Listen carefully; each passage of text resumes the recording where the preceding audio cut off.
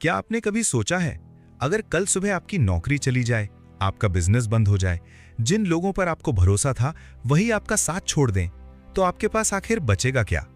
शायद एक चीज, आप खुद। और यही इस किताब का सबसे ताकतवर विचार है। दुनिया आपको चुने उससे पहले आपको खुद को चुनना सीखना होगा। हम में से ज्यादातर लोग पूरी जिंदगी किसी और की मंजूरी का इंतजार करते रहते हैं। कोई कंपनी हमें नौकरी के लिए चुने, कोई ग्राहक हमारे काम को चुने, कोई व्यक्ति हमें प्यार के लिए चुने और कोई मौका हमारी जिंदगी बदलने के लिए हमारे दरवाजे पर आए।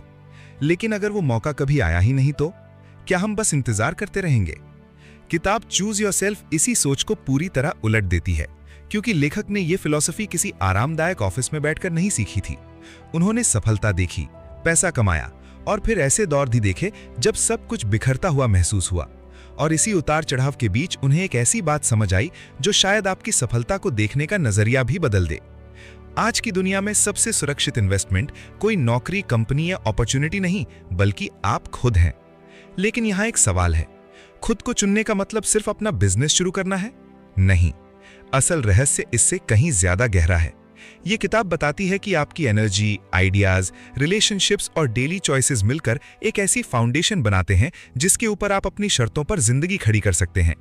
और सबसे दिलचस्प बात, हो सकता है आपकी ड्रीम लाइफ और आपकी आज की लाइफ के बीच सबसे बड़ी रुकावट पैसों की कमी या अपॉर्चुनिटीज की कमी नहीं हो, बल्कि एक ऐसी आदत हो जिसे आप हर दिन दोहरा रहे हैं, बिना यह महसूस किए कि वही आपको पीछे खींच रही है। तो इस वीडियो में हम जानेंगे कि चूज योरसेल्फ फिलॉसफी आखिर है क्या, खुद को मेंटली और फाइनेंशियली मजबूत कैसे बनाया जाए, नए अपॉर्चुनिटीज कैसे क्रिएट किए जाएं, और क्यों अपनी जिंदगी बदलने के लिए किसी दूसरे व्यक्ति की परमिशन का इंतजार करना शायद आपकी सबसे बड़ी गलती हो सकती है। क्योंकि कभी कभी जिंदगी बदलने के लिए आपको दुनिया से सिर्फ एक हाँ चाहिए होती है, और वो हाँ शायद किसी और से नहीं, आपको खुद से चाहिए। तो चलिए शुरू करते हैं choose yourself, be happy, make millions, live the dream की इस बेहद दिलचस्प जर्नी को। अध्याय 1, मैंने खुद को चुना जब सब कुछ खत्म हो गया। सोचिए, आपके पास सब कुछ हो, करोड़ों की दौलत, बड़ा सा आलीशान घर, एक हंसता खेलता परिवार और समाज में पहचान। फिर अचानक एक ऐसा तूफान आए जो आपकी आंखों के सामने आपकी पूरी दुनिया को तबाह कर दे। लेखक के साथ ठीक यही हुआ। उन्होंने अपनी कंपनी बेचकर जो बेहिसाब दौलत कमाई थी, गलत फैसलों और आर्थिक मंदी के कारण वे उसे धीरे धीरे पूरी तरह गंवा बैठे। नौबत यहां तक आ गई कि उनका घर छिन गया, परिवार से दूरियां बन गईं और इसी दौरान उनके पिता का साया भी उनके सिर से उठ गया। एक ऐसा रिश्ता जो कई अनकहे सवालों के साथ अधूरा ही रह गया। 2008 की भयंकर आर्थिक मंदी का दौर था और लेखक निराशा के एक ऐसे अंधेरे कुएं में गिर चुके थे जहां से बाहर निकलने का कोई रास्ता नजर नहीं आ रहा था। उनके मन में बार बार आत्महत्या के विचार आते थे। उन्हें लगता था कि अब सब कुछ खत्म हो चुका है। लेकिन उसी घोर निराशा के बीच एक दिन उनके भीतर एक क्रांति हुई। उन्होंने महसूस किया कि दुनिया का कोई भी फरिश्ता, कोई सरकार या कोई कंपनी उन्हें बचाने नहीं आएगी। अगर उन्हें इस दलदल से निकलना है तो खुद ही अपना हाथ पकड़कर उठना होगा। यहीं से जन्म हुआ खुद को चुनने के विचार का। लेखक ने समझ लिया कि जब तक हम अपनी खुशी, अपनी सफलता और अपने वजूद के लिए दूसरों की मंजूरी का इंतजार करते रहेंगे, तब तक हम असहाय बने रहेंगे। उन्होंने हर रोज थोड़ा थोड़ा करके खुद को संभालना शुरू किया। उन्होंने एक बेहद सरल लेकिन शक्तिशाली आदत अपनाई, कृतज्ञता यानी शुक्रिया अदा करने का अभ्यास। जब सब कुछ छिन चुका था, तब भी उन्होंने उन छोटी छोटी चीजों पर ध्यान देना शुरू किया जो उनके पास बची थीं। इस एक बदलाव ने उनके देखने का नजरिया ही बदल दिया। अभाव की जगह उन्हें प्रचुरता दिखने लगी। ये अध्याय हमें सिखाता है कि जीवन में जब सब दरवाजे बंद हो जाएं, तब भी एक दरवाजा हमेशा खुला रहता है, और वो है खुद को चुनने का फैसला। अध्याय 2, चूज योरसेल्फ युग का आर्थिक इतिहास, अमेरिकन ड्रीम का सच। आज जिस दुनिया में हम जी रहे हैं वो रातों रात ऐसी नहीं बनी। लेखक हमें इतिहास के पन्नों में ले जाते हैं और दिखाते हैं कि कैसे गुटेनबर्ग के छापेखाने के आविष्कार से दुनिया में क्रांति आई। फिर द्वितीय विश्व युद्ध का दौर आया, जब पुरुषों के युद्ध पर जाने के बाद महिलाओं ने कारखानों में कदम रखा और कार्यबल की पूरी तस्वीर ही बदल गई। इसी दौर के बाद जन्म हुआ अमेरिकन ड्रीम का, एक ऐसा सपना जो असल में कंपनियों और मार्केटिंग एजेंसियों द्वारा बुना गया एक खूबसूरत जाल था। हमें बचपन से ये सिखाया गया कि एक अच्छी पढ़ाई करो, एक सुरक्षित नौकरी ढूंढो, लोन लेकर एक सुंदर सा घर खरीदो, एक महंगी कार लो और जीवन भर उसकी किश्तें चुकाते रहो। लेखक बताते हैं कि सफलता की ये तथाकथित परिभाषा असल में हमें कर्ज और कभी न खत्म होने वाले असंतोष के दलदल में ढकेलने का एक जरिया बन गई। हम पूरी जिंदगी उन चीजों को खरीदने में गवा देते हैं जिनकी शायद हमें जरूरत भी नहीं होती, और इसके लिए हम अपनी आजादी को गिरवी रख देते हैं। 2008 के आर्थिक पतन ने इस पूरे झूठे ढांचे की पोल खोलकर रख दी। रातों रात लाखों लोगों की नौकरियां चली गईं, उनके घर नीलाम हो गए और वे सुरक्षित करियर अचानक गायब हो गए। लेखक का तर्क बहुत सीधा है और सीधा दिल पर चोट करने वाला है। पारंपरिक नौकरी और मध्यम वर्ग की सुरक्षा का दौर अब इतिहास बन चुका है। अब कोई भी कंपनी आपकी सुरक्षा की गारंटी नहीं दे सकती। इस नए युग में अगर आपको तरक्की करनी है तो आपको पुरानी लीक से हटकर सोचना होगा। अब समय आ गया है कि आप अपनी नवाचार क्षमता और उद्यमशीलता को जगाएं और सफलता की अपनी परिभाषा खुद लिखें। अध्याय 3, स्थायी रूप से अस्थायी, नई दुनिया के नए नियम। अगर आप न्यूयॉर्क जैसे बड़े शहर की गलियों से गुजरें तो आपको कई ऊंची ऊंची कॉरपोरेट इमारतें खाली और खामोश दिखाई देंगी। लेखक जब बड़े बड़े सीईओ और कॉरपोरेट दिग्गजों से बात करते हैं तो एक चौंकाने वाला सच सामने आता है। कंपनियां अब स्थायी कर्मचारियों का बोझ नहीं उठाना चाहती। तकनीक और ऑटोमेशन ने पुरानी नौकरियों की जरूरत को बहुत कम कर दिया है। आज कंपनियां ऐसे अस्थायी कामगारों, फ्रीलांसर्स और कॉन्ट्रैक्टर्स को तरजीह दे रही हैं जिन्हें वे जरूरत पड़ने पर काम पर रख सकें और काम खत्म होते ही अलविदा कह सकें। लेकिन इस बदलाव का एक बहुत ही खूबसूरत और मजबूत पहलू भी है। तकनीक अगर पुरानी नौकरियां छीनी हैं तो उसने बिचौलियों का खेल भी खत्म कर दिया है। पहले अगर आपको एक किताब लिखनी होती थी तो पब्लिशिंग हाउस के चक्कर काटने पड़ते थे। आज सेल्फ पब्लिशिंग के दौर में आप सीधे अपनी बात पाठकों तक पहुंचा सकते हैं और पूरा मुनाफा खुद कमा सकते हैं। लेखक इसके लिए मशहूर लेखक टकर मैक्स का उदाहरण देते हैं, जिन्होंने पारंपरिक प्रकाशन तंत्र को नकारते हुए खुद अपना रास्ता चुना और सफलता के नए रिकॉर्ड बनाए। संदेश बिल्कुल साफ और सीधा है। इस बदलती हुई दुनिया में आपके पास सिर्फ 2 ही रास्ते बचते हैं। या तो आप इस कॉरपोरेट तंत्र के इशारों पर नाचने वाले एक असुरक्षित, अस्थायी कर्मचारी बने रहें जो हमेशा निकाले जाने के डर में जीता है, या फिर आप अपने भीतर के कलाकार और उद्यमी को जगाएं, अपनी काबिलियत पर भरोसा करें और खुद को चुनें। फैसला पूरी तरह आपके हाथ में है। अध्याय 4, और फिर वे सब हंस पड़े। क्या कभी आपके साथ ऐसा हुआ है कि आप किसी महफिल में कुछ बोलने खड़े हुए और अचानक सब आप पर हंसने लगे? हम में से ज्यादातर लोग इस पल की कल्पना से ही सिहर उठते हैं। लेखक बताते हैं कि रिजेक्शन यानी अस्वीकृति का डर असल में हमारी जिंदगी का सबसे बड़ा रोड़ा है। बचपन की एक ऐसी ही दिल दुखाने वाली और शर्मिंदगी भरी घटना को याद करते हुए लेखक कहते हैं कि जब हम छोटे होते हैं तो दूसरों की हंसी हमारे दिल पर गहरा घाव छोड़ जाती है। यही घाव बड़े होकर एक डर बन जाता है। हम रिजेक्शन के इतने खौफ में जीने लगते हैं कि प्रेम में अपने दिल की बात कहने से डरते हैं, करियर में नई राह चुनने से हिचकिचाते हैं और अपनी कृतज्ञता को दुनिया के सामने लाने से कतराते हैं। हमें लगता है कि अगर लोगों ने हमें मना कर दिया या हम पर हंस पड़े तो हमारा अस्तित्व ही खत्म हो जाएगा। लेकिन इस डर से बाहर निकलने का रास्ता क्या है? लेखक सुझाव देते हैं कि जब आपकी अपनी नींव मजबूत होगी तो दुनिया की कोई भी हवा आपको डिगा नहीं पाएगी। इसके लिए आपको अपने शारीरिक, भावनात्मक, मानसिक और आध्यात्मिक स्वास्थ्य को मजबूत बनाना होगा। वे एक मशहूर सामाजिक प्रयोग यानी मिलग्राम एक्सपेरिमेंट का जिक्र करते हुए कहते हैं कि लोग अक्सर अपनी बेहद साधारण जरूरतों या हक को मांगने से भी डरते हैं क्योंकि उन्हें मना किए जाने का खौफ होता है। लेकिन अपनी जिंदगी का मालिक बनने का असली मतलब यही है कि आप अपनी काबिलियत पर पूरा भरोसा रखें। दूसरों से इजाजत मांगना बंद कीजिए और अपने रास्ते पर बिना किसी डर के आगे बढ़िए। अध्याय 5, क्या किसी एक व्यक्ति का आपके जीवन पर नियंत्रण है? जरा सोचिए, आप महीनों रात दिन एक करके कोई बड़ा प्रोजेक्ट तैयार करते हैं और कोई एक इंसान एक झटके में कह देता है, नहीं, मुझे ये पसंद नहीं आया। आपकी सारी मेहनत, आपकी खुशियां और आपका भविष्य एक पल में बिखरा हुआ महसूस होने लगता है। लेखक अपने जीवन के 2 ऐसे लम्हों को साझा करते हैं जब उन्हें बहुत बड़ा झटका लगा था।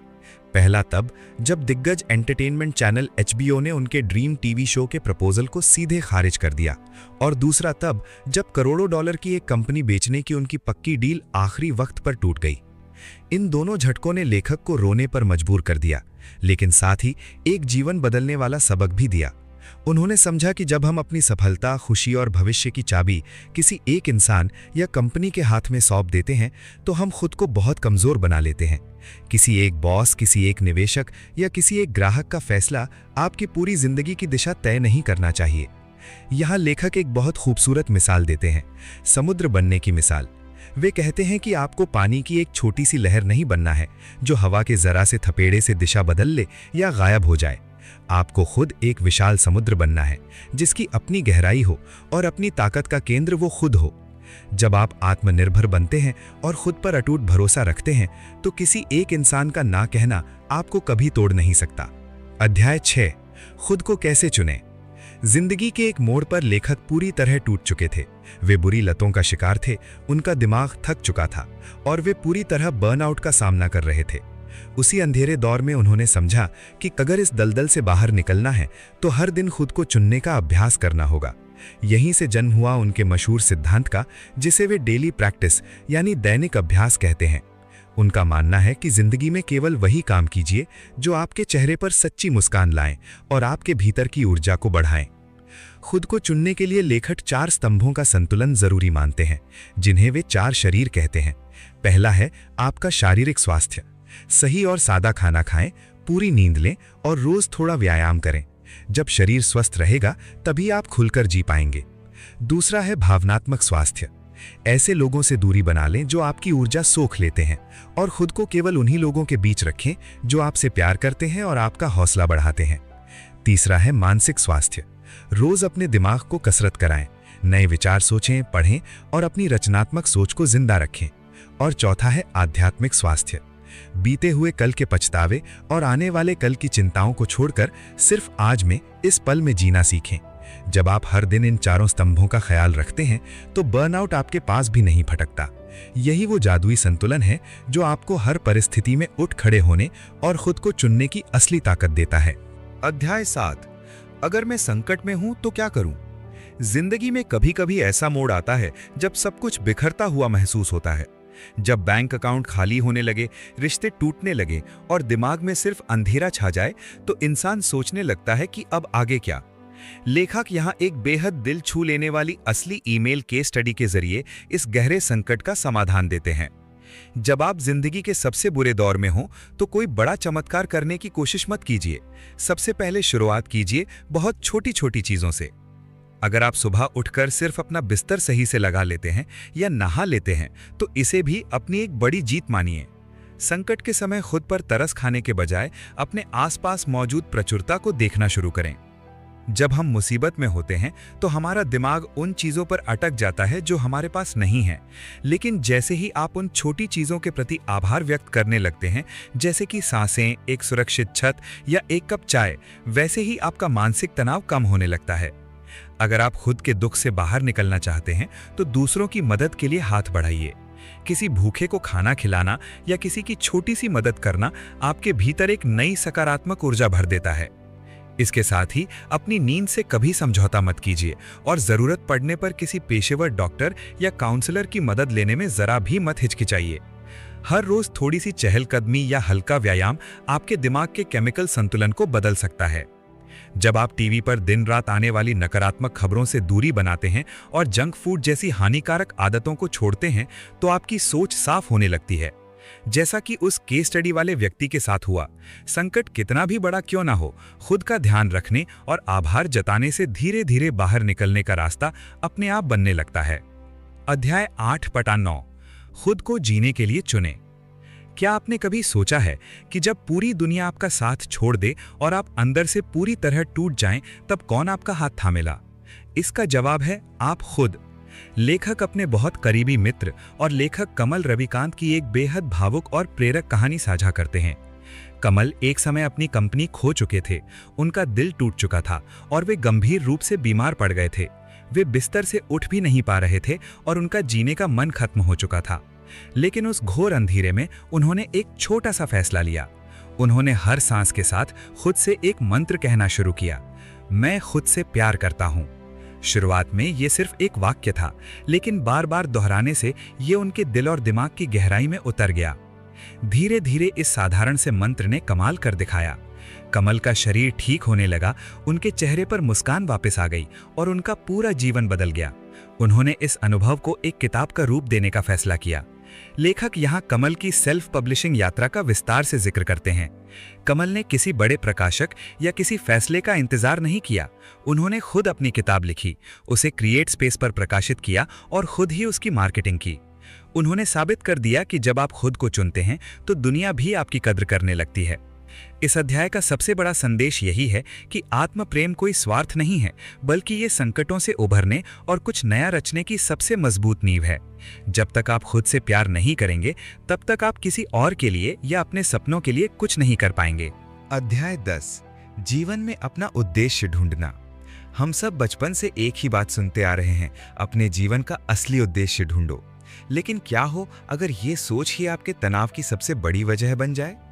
लेखक इस अध्याय में लाइफ पर्पस या जीवन के उद्देश्य की इस पुरानी धारणा को पूरी तरह से नकार देते हैं। वे कहते हैं कि 20 या 30 साल की उम्र में ही ये जान लेना जरूरी नहीं है कि आप किस काम के लिए बने हैं।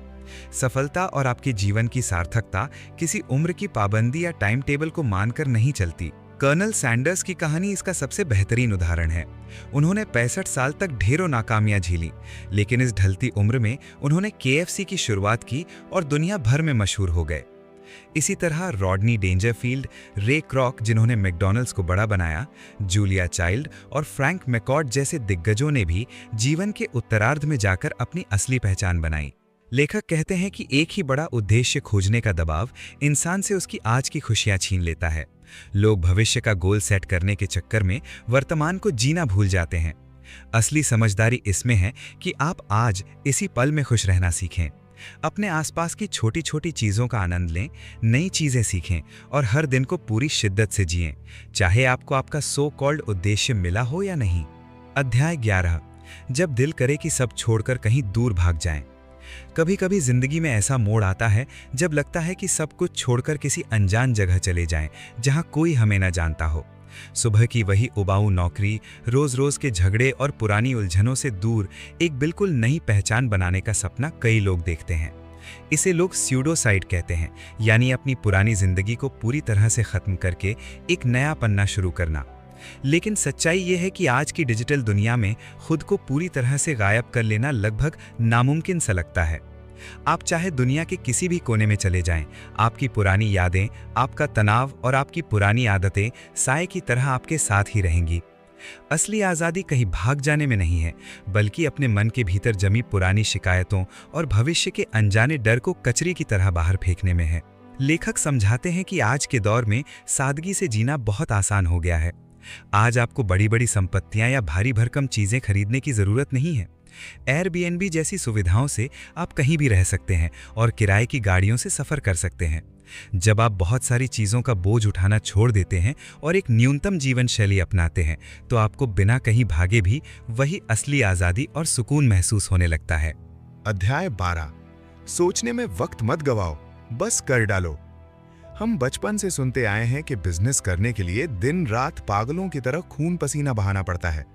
लेकिन लेखक अपने प्लम्बर दोस्त माइक की कहानी से इस पुराने भ्रम को तोड़ते हैं। बिजनेस में सिर्फ अंधाधुंध मेहनत काम नहीं आती, बल्कि सही दिशा में उठाए गए समझदारी भरे कदम मायने रखते हैं। एक सफल इंसान बनने का सबसे बड़ा रहस्य ये है कि आप अपने साथ काम करने वालों और अपने ग्राहकों की सच्चे दिल से मदद करें। हर ग्राहक आपके काम का नहीं होता, इसलिए सही लोगों को चुनना सीखें।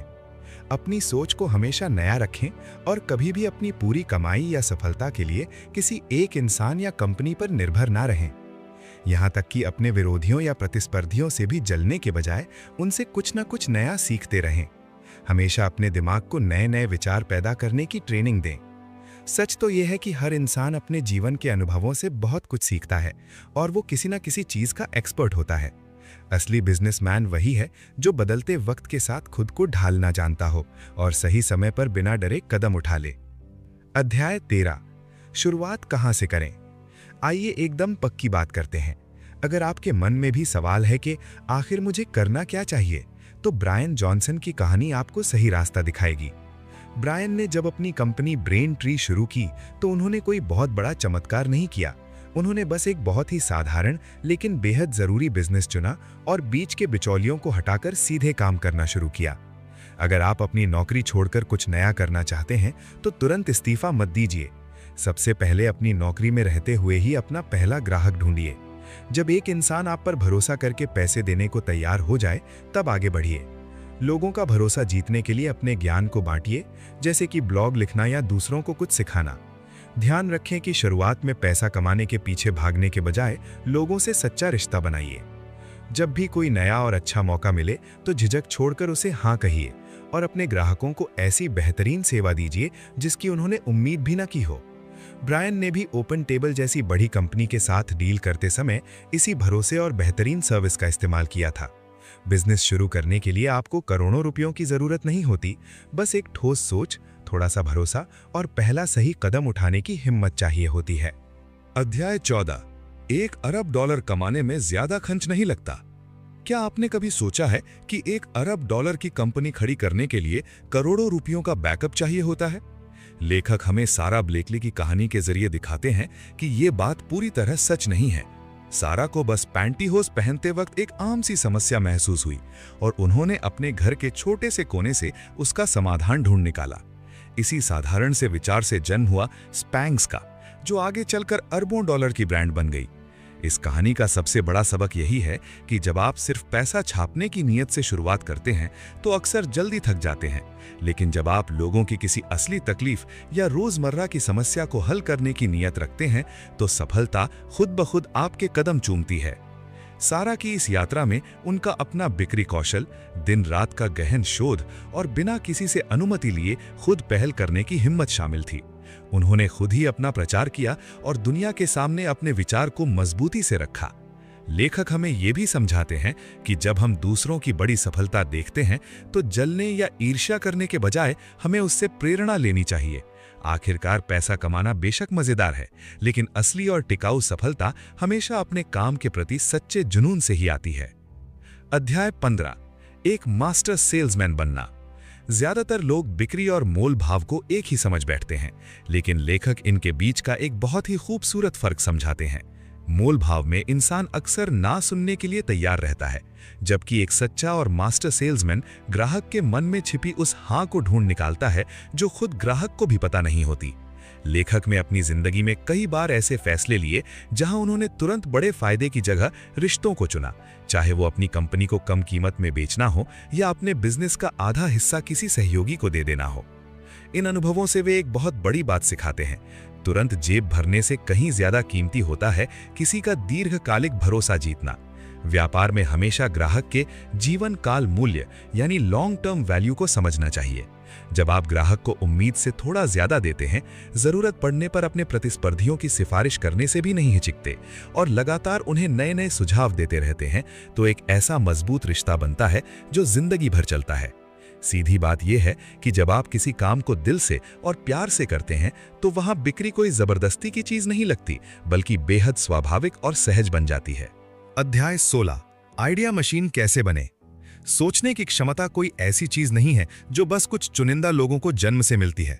लेखक इसे आइडिया मसल यानी विचार करने की मांसपेशी कहते हैं। जैसे जिम न जाने से शरीर की मांसपेशियां कमजोर हो जाती हैं, ठीक वैसे ही अगर हम अपने दिमाग का इस्तेमाल नए विचार पैदा करने में ना करें तो हमारा दिमाग भी सुस्त पड़ जाता है। इस मांसपेशी को ताकतवर बनाने का तरीका बहुत ही आसान और असरदार है। रोज अलग अलग विषयों पर थोड़ा पढ़ें और हर दिन एक डायरी में कम से कम 10 नए विचार लिखने की आदत डालें। सिर्फ विचार सोचना ही काफी नहीं होता, बल्कि उन बड़े बड़े विचारों को छोटे और आसान कदमों में तोड़कर उन पर अमल करना सबसे जरूरी है। स्टीफन किंग की लिखने की आदत हो या रिचर्ड ब्रांसन का नया करने का जज्बा, ये सभी उदाहरण हमें यही सिखाते हैं कि विचार तभी काम आते हैं जब उन पर काम किया जाए। अगर आप लगातार 6 से 12 महीने तक हर दिन 10 विचार लिखने का अभ्यास कर लेते हैं तो आपका दिमाग एक आइडिया मशीन बन जाएगा। उसके बाद जिंदगी में चाहे कितनी भी बड़ी चुनौती या समस्या क्यों ना आ जाए, आपका दिमाग तुरंत उसका एक नया और बेहतरीन समाधान निकालकर आपके सामने रख देगा। अध्याय 17। शुरुआत के लिए 10 विचार। क्या आपने कभी सोचा है कि जब इंसान के दिमाग में रोज नए नए विचार कौंधने लगे तो क्या हो सकता है? लेखक का मानना है कि हमारा दिमाग भी किसी मांसपेशी यानी मसल की तरह है। अगर आप इसका इस्तेमाल नहीं करेंगे तो ये सुस्त पड़ जाएगा। इस अध्याय में वे बड़े ही मजेदार और चंचल अंदाज में अपने दिमाग की इस आइडिया मसल के प्रदर्शन करते हैं। वे हमारे सामने 10 बेहद अनोखे और थोड़े अजीबोगरीब विचार रखते हैं। जरा सोचिए, अगर आप अपने सोशल मीडिया के असर यानी क्लाउड से सामान खरीद पाते, या फिर गंभीर अवसाद से जूझ रहे लोगों को कुछ समय के लिए क्रायोजेनिक्स के जरिए सुला दिया जाता ताकि वे ठीक होकर नई दुनिया में जाग सके। वे ग्लोबल वार्मिंग से पैदा होने वाली गर्मी को ऊर्जा में बदलने, अपने घर की दीवारों पर विज्ञापन लगाकर कमाई करने और यहां तक कि लोगों के दिमाग के स्कैन का मिलान करके डेटिंग कराने जैसे सिरफिरे विचार भी पेश करते हैं। अब सवाल ये उठता है कि क्या ये सारे विचार पूरी तरह व्यावहारिक हैं? लेखक खुद मानते हैं कि शायद नहीं, लेकिन उनका मुख्य मकसद हमें कोई पक्का बिजनेस प्लान देना नहीं है, बल्कि ये सिखाना है कि आप विचारों की मात्रा पर ध्यान दें, गुणवत्ता पर नहीं। जब आप बिना किसी झिझक के हर रोज 10 नए विचार लिखते हैं तो धीरे धीरे आपका दिमाग नए रास्ते खोजने लगता है। जब आप अपने इन अनूठे विचारों को किसी दूसरे व्यक्ति के विचारों के साथ मिलाते हैं तो वहां आइडिया सेक्स यानी विचारों का एक नया और खूबसूरत संगम होता है। असली क्रिएटिविटी बंद कमरे में बैठकर किसी दिव्य प्रेरणा या यूरेका मोमेंट का इंतजार करने में नहीं है, बल्कि विचारों की इस बहती नदी में बिना डरे छलांग लगाने में है। अध्याय 18, अपनी राय को जरा आराम दें। आज की इस डिजिटल दुनिया में जहां देखो वहां बहस छिड़ी हुई है। सोशल मीडिया खोलते ही हर इंसान किसी न किसी मुद्दे पर अपनी ऐसी राय थोपता है जैसे वही अंतिम सच हो। लेकिन लेखक हमें एक बहुत ही कड़वी और सीधी सच्चाई से रूबरू कराते हैं। ऑनलाइन बहसबाजी करना और हर बात पर अपनी अडिग राय रखना सिर्फ और सिर्फ आपकी ऊर्जा और समय की बर्बादी है। आपने खुद भी महसूस किया होगा कि आज तक इंटरनेट पर किसी लंबे चौड़े तर्क को पढ़कर किसी भी व्यक्ति ने यह नहीं कहा कि हाँ, तुम सही कह रहे थे, आज से मेरी सोच बदल गई। लोग अक्सर सिर्फ जीतने के लिए लड़ते हैं, सच जानने के लिए नहीं। लेखक इस बात की गहराई में जाते हैं कि आखिर हम हर बात पर अपनी राय देने के लिए इतने उतावले क्यों रहते हैं। इसके पीछे छुपा होता है हमारा अकेलापन और हम बनाम वे वाली पुरानी सोच। हम किसी एक गुट का हिस्सा बनकर खुद को सुरक्षित महसूस करना चाहते हैं। जब हम अपनी राय को ही अपनी पहचान बना लेते हैं तो अपनी गलती स्वीकार करना हमें अपनी हार जैसा लगने लगता है। लेखक एक बहुत ही सरल और खूबसूरत उपाय देते हैं। अपनी निश्चित राय को जिज्ञासा भरे सवालों में बदल दीजिए। जब आप ये कहने के बजाय कि तुम गलत हो, ये पूछते हैं कि आप ऐसा क्यों सोचते हैं, तो आपका मन तुरंत शांत हो जाता है। जरा ठंडे दिमाग से सोचिए, आज से 100 साल बाद कोई ये याद नहीं रखेगा कि आप किस ट्वीट या बहस में जीते थे। इसलिए अपनी इस कीमती जिंदगी को बाहरी दुनिया को नियंत्रित करने में जाया मत कीजिए। असली सुकून तो अपनी आंतरिक शांति को बनाए रखने में है। अध्याय 19, अपने भीतर जगाएं गॉड हार्मोन। हम सब एक ऐसी दौड़ में भाग रहे हैं जहां सुबह उठते ही काम का तनाव, बिलों की चिंता और कल की घबराहट हमारे सिर पे सवार हो जाती है। ये तनाव हमारे शरीर में कॉर्टिसोल नाम का हार्मोन बढ़ा देता है। पुराने जमाने में जब जंगल में इंसान के सामने कोई जंगली जानवर आता था, तब ये हार्मोन उसे लड़ो या भागो के लिए तैयार करता था। लेकिन आज के जमाने में कोई शेर तो पीछे नहीं पड़ा है, फिर भी हमारा शरीर हर वक्त उसी तनाव मोड़ में रहता है। नतीजा ये होता है कि हम अंदर से बीमार, थके हुए और चिड़चिड़े होने लगते हैं। लेकिन लेखक हमें इस दलदल से बाहर निकलने का एक जादुई तरीका बताते हैं, ऑक्सीटोसिन हार्मोन, जिसे वे गॉड हार्मोन कहते हैं। जब ये हार्मोन हमारे शरीर में बहता है तो हमें प्यार, सुरक्षा और जुड़ाव का एहसास होता है। ये हमारे दिल को सुकून से भर देता है। अच्छी बात यह है कि इस हार्मोन को रिलीज करने के लिए आपको कोई महंगी दवा नहीं चाहिए। किसी जरूरतमंद की छोटी सी मदद कर देना, अपने किसी प्यारे दोस्त को कसकर गले लगा लेना, अपनों के साथ बैठकर खुलकर ठहाके मारना, शाम को हरी घास पर नंगे पैर टहलना या फिर इंटरनेट पर किसी को कोई प्यारा और सकारात्मक संदेश भेजना, ये छोटी छोटी आदतें आपके अंदर गॉड हार्मोन का झरना बहा सकती हैं। पारंपरिक सेल्फ हेल्प किताबें अक्सर आपको लगातार भागने और हासिल करने की सलाह देती हैं, लेकिन असली सफलता और खुशी दूसरों के साथ दिल से जुड़ने और मन की शांति पाने में ही छुपी है। अध्याय 20, अत्यंत प्रभावशाली सामान्य लोगों की 7 आदतें। हम सब बचपन से सुनते आए हैं कि अगर जीवन में कुछ बड़ा करना है तो महान बनना पड़ेगा, लीक से हटकर कुछ अलौकिक सोचना पड़ेगा। लेकिन सच तो यह है कि दुनिया की अधिकांश आबादी मेरी और आपकी तरह सामान्य ही है। लेखक बड़े ही मजाकिया और विनम्र अंदाज में स्वीकार करते हैं कि वे खुद एक साधारण इंसान हैं और इसमें कोई बुराई नहीं है। वे एक बहुत ही खूबसूरत बात समझाते हैं कि असाधारण परिणाम हासिल करने के लिए आपका महान होना बिल्कुल जरूरी नहीं है, बल्कि एक सामान्य इंसान रहते हुए सही आदतें अपनाना ही असली जादू है। अक्सर जब हम किसी काम को टालते हैं या प्रोक्रेस्टिनेट करते हैं तो हम खुद को कोसने लगते हैं, लेकिन लेखक का मानना है कि काम टालना वास्तव में आपके दिमाग का एक संकेत है जो ये बता रहा है कि शायद वो काम आपके लिए सही नहीं है या आप अभी उसके लिए तैयार नहीं हैं। वहीं आज की भागदौड़ भरी जिंदगी में लोग मल्टीटास्किंग की बड़ी बड़ी बातें करते हैं, पर लेखक हमें जीरो टास्किंग का रास्ता दिखाते हैं। इसका मतलब है कि एक समय में 1000 जगह ध्यान भटकाने के बजाय सिर्फ एक ही काम पर अपना पूरा ध्यान लगा देना। इसके साथ ही मौलिक विचार या एकदम नया आइडिया खोजने के दबाव में खुद को थका देने की जरूरत नहीं है। दुनिया के सबसे सफल विचार अक्सर 2 या 3 पुराने विचारों को आपस में मिलाकर बनाए गए हैं। जब आप अपनी विफलताओं से ईमानदारी से सीखते हैं, जबरदस्ती के दिखावे वाली नेटवर्किंग से दूरी बनाते हैं और अपनी सीमाओं को स्वीकार करते हुए हर काम पूरी ईमानदारी से करते हैं, तो आप एक सामान्य व्यक्ति होकर भी ऐसे परिणाम हासिल कर लेते हैं जो किसी को भी हैरान कर दें। अध्याय 21, कम मूर्ख कैसे बने। क्या आपने कभी गौर किया है कि जब हम किसी बात को लेकर बहुत ज्यादा चिंतित होते हैं या किसी पुरानी गलती पर पछता रहे होते हैं तो हमारा दिमाग सही से काम करना बंद कर देता है? लेखक अपने जीवन का एक कड़वा सच साझा करते हुए बताते हैं कि एक समय पछतावे और अपराध बोध ने उनकी सोचने समझने की 60% क्षमता को पूरी तरह से छीन लिया था। चिंता, पुरानी कड़वाहट और जलन जैसा मानसिक कचरा हमारी बुद्धि को जंग लगा देता है और हमें मूर्खतापूर्ण फैसले लेने पर मजबूर कर देता है।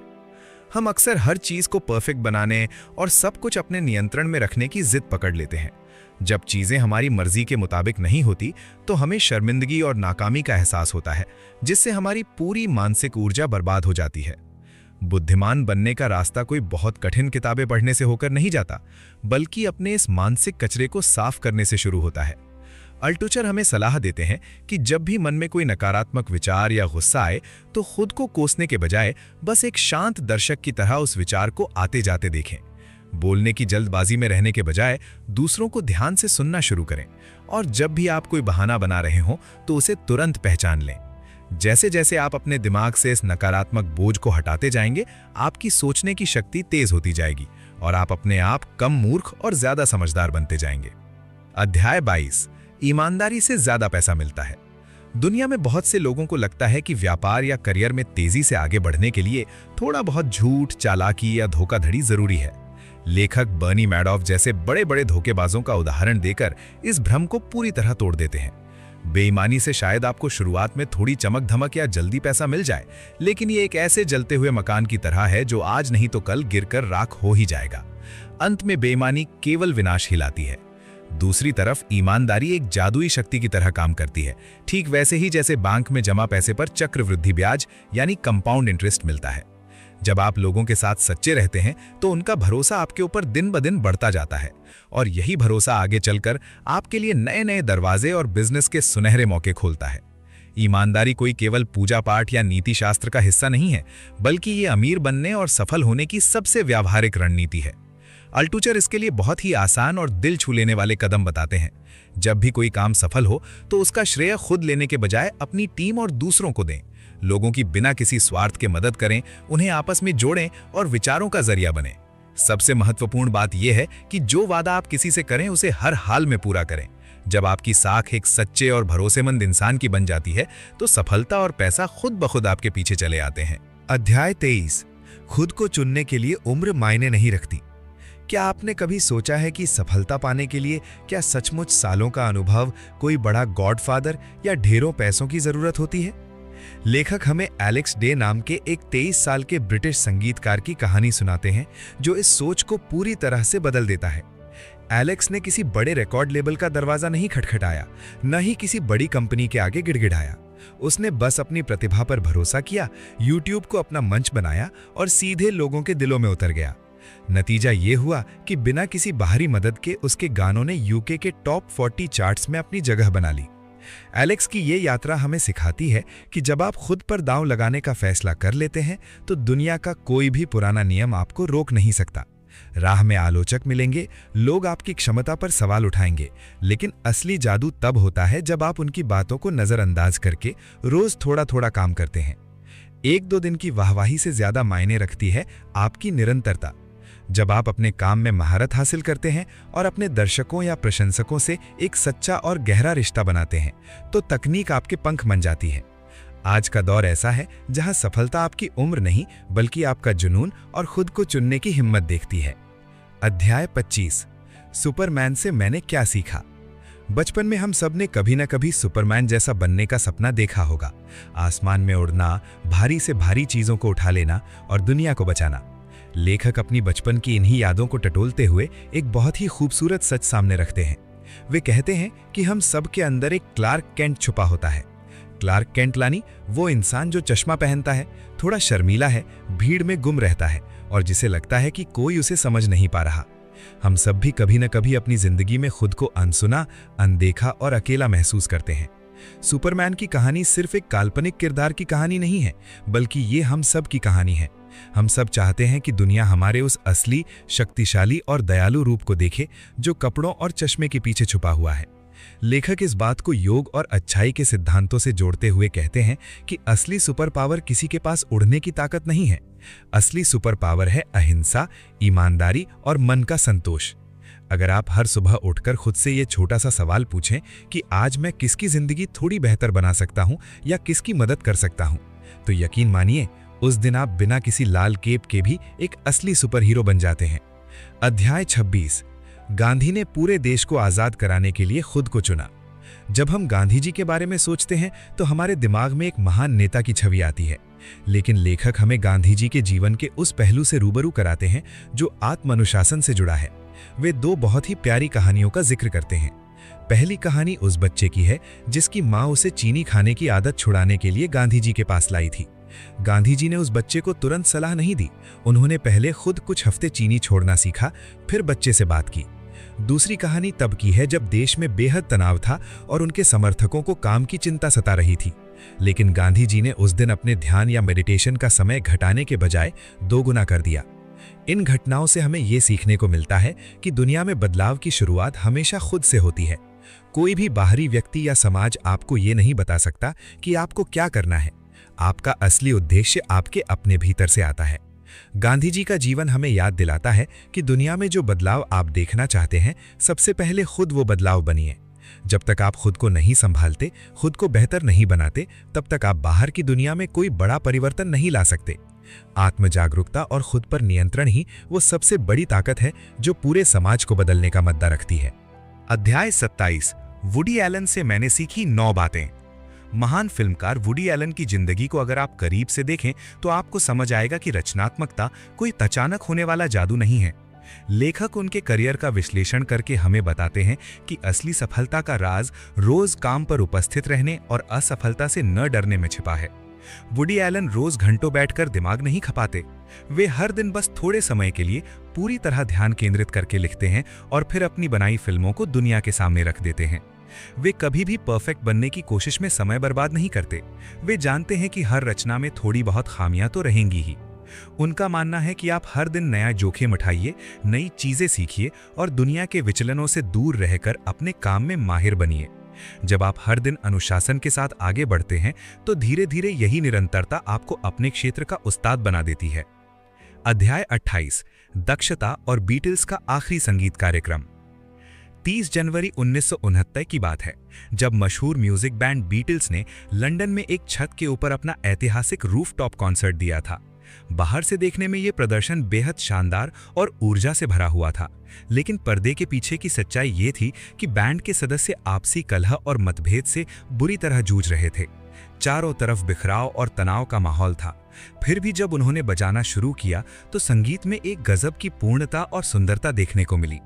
इसी कॉन्सर्ट के दौरान जॉन लेनन ने मुस्कुराते हुए कहा था, उम्मीद है हमने ऑडिशन पास कर लिया होगा।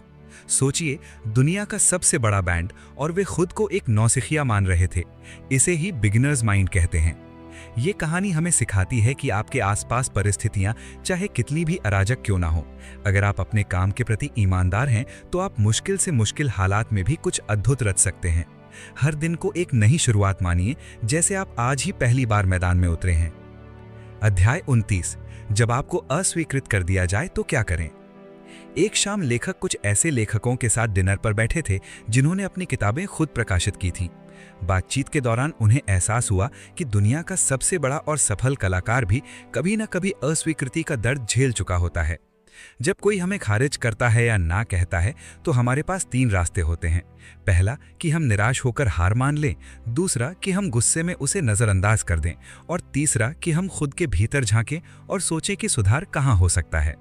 अस्वीकृति दरअसल आपकी यात्रा का अंत नहीं है, बल्कि ये आपको एक नए रास्ते पर जाने का इशारा करती है। अगर आपके लिए एक दरवाज़ा बंद होता है तो अपना दायरा बढ़ाइए, खुद रास्ता बनाइए और लोगों से फीडबैक मांगकर खुद को बेहतर कीजिए। जब आप अस्वीकृति को अपने रास्ते का पत्थर नहीं बल्कि तरक्की की सीढ़ी मानने लगते हैं तो दुनिया की कोई भी रुकावट आपको आगे बढ़ने से नहीं रोक सकती। अध्याय 30, असफलता से बचकर निकलना। साल 2012 लेखक के लिए किसी बुरे सपने जैसा था। उनके बने बनाए व्यवसाय ठप हो रहे थे, आर्थिक रूप से भारी नुकसान हो रहा था, रिश्तों में दूरियां आ रही थीं और सेहत भी उनका साथ नहीं दे रही थी।